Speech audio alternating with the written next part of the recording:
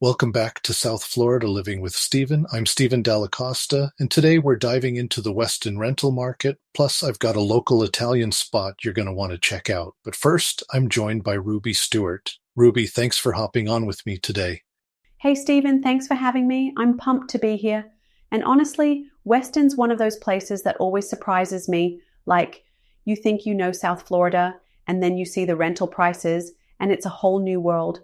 Yeah, it's wild. Right now, there are 212 rentals available in Weston. And get this, prices start at $1,995 a month. But if you want to go all out, you can spend up to $24,900. That's everything from your basic condo to, those luxury estates with the pool and the palm trees and the whole 9 yards. That's such a massive range. I remember when I first moved to South Florida, I was totally overwhelmed. Like, how do you even know what's a good deal or what's just, a fancy zip code tax? I ended up in a place that looked great online, but the vibe was all wrong. It took me a few tries to figure out what actually felt like home. That's super common, honestly. And the market's steady right now. Prices aren't shooting up, but if a place is overpriced or it's been sitting for a while, you'll see some reductions.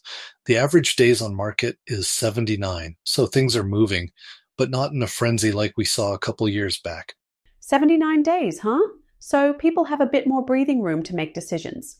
That's good news for anyone who's new to the area and wants to actually, see a few places before signing their life away. Exactly. It's a good time to be a renter if you're looking for options and maybe a little leverage. And if you're not sure what vibe you want, Weston's got a bit of everything. Just got to know where to look. All right, let's flip over to the sales side for a sec. Weston's got 381 active listings right now. Homes, condos, townhomes, you name it. Prices start around $325,000. And if you're feeling fancy, you can go all the way up to nearly $11 million. So there's a spread for every budget. That's a huge range, but I've heard the market's not as frantic as it was. Is that true? Yeah, it's definitely slowed down compared to those wild pandemic years. It's more of a steady pace now. Sellers can't just throw a number out and expect a bidding war. In fact, we're seeing more price reductions, especially on homes that started too high or have been sitting for a while. If you're a buyer, that's your cue to negotiate. Don't be afraid to ask for a little wiggle room, especially if the place has been on the market for a couple months. So if you're looking to buy, now's the time to channel your inner bargain hunter. I mean, respectfully, of course. But it sounds like there's room to make a deal if you're patient and do your homework. Absolutely. And for sellers, it's about being realistic. Price it right and you'll get interest. Overprice it and you might be waiting a while. The market's still healthy, just not overheated. Makes sense. And honestly, I think a slower market is less stressful for everyone.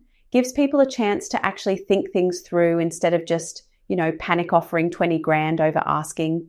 All right, before we wrap up, I've got to talk about this week's local spotlight. I had an amazing dinner at the One Italian Grill in Weston. The second you walk in, it's got this warm, inviting vibe. Open kitchen, you can see the chefs doing their thing, and the decor just feels, like you're in someone's home, not a restaurant. Oh, I love that. There's nothing worse than a place that feels like too fancy to actually relax. Did you try the classics? We did. Started with the eggplant parm and the lasagna. Both were spot on. You could tell everything was made from scratch, super rich and comforting. And the House Merlot, I'm not usually a house wine guy, but this one was actually really good. Smooth, not too heavy, just right with the food. You're making me hungry, Stephen. I remember my first big splurge dinner out in South Florida. I was so nervous I'd end up somewhere super touristy, but I lucked out with a little family-run spot. My tip for anyone new: ask locals where they actually eat, not just what's got the best reviews online. That's how you find the real gems.